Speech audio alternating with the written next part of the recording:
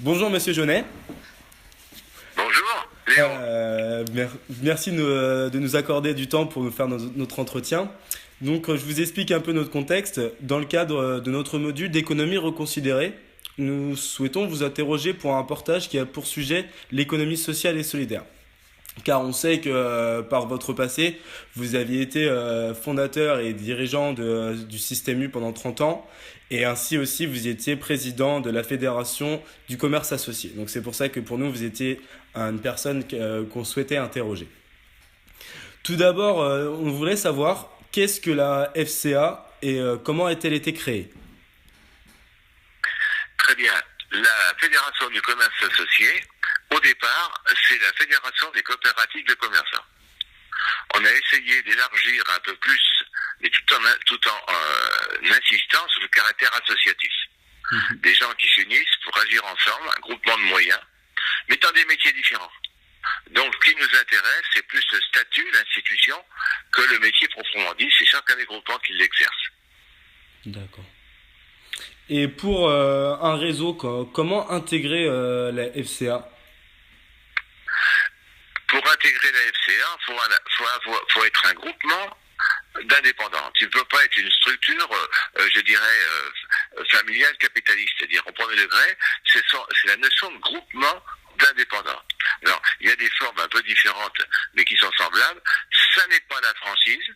La franchise, c'est quand une entreprise essaie d'entraîner vers elle, mais suivant un modèle et suivant une relation d'obligation, alors que dans la coopérative, dans le groupement indépendant, c'est des gens qui sont unis par la base et qui délèguent par le haut à des gens qui les représentent pour agir pour leur compte. Très bien. Et pour vous, en tant qu'ancien président de la FCA, qu'est-ce que vous voyez pour l'avenir du commerce associé? Ce qui paraît extrêmement important, c'est que chaque groupement soit d'abord compétitif sur son marché. Il faut d'abord faire tourner l'économie. C'est le but de toute entreprise. On n'est pas différent des autres. On ne revendique aucun avantage particulier, mais simplement, on est des acteurs économiques avant tout. Deuxièmement, on a un rôle social. C'est-à-dire, c'est d'amener les gens à vivre ensemble, et y compris d'intéresser tous les collaborateurs qui travaillent autour de nous. On a un rôle social. Et puis, on a un rôle solidaire, mais au sens de la construction. Comme on peut le dire, d'une charpente. Ce sont des éléments qui s'emboîtent,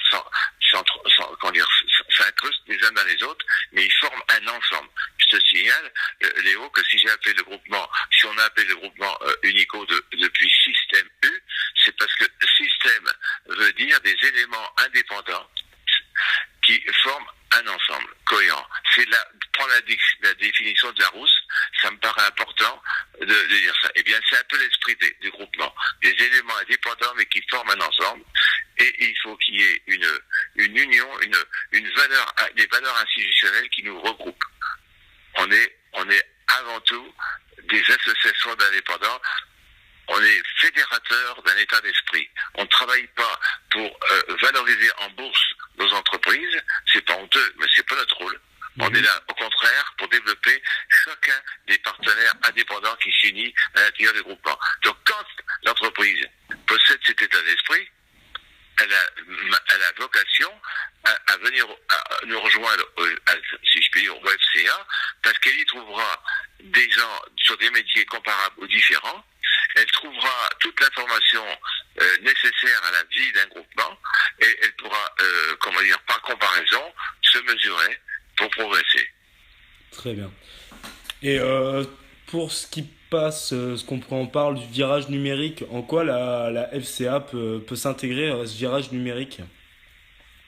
Si tu veux, dans un groupement d'indépendants, il y a différentes fonctions, et si on raisonne en termes de numérique, eh bien, on peut mettre au niveau de la FCA des gens de groupements différents en relation pour aborder des sujets d'évolution. La FCA devient une plateforme de discussion, mais pas forcément un commandement. C'est une plateforme de discussion. Ça sert essentiellement à ça.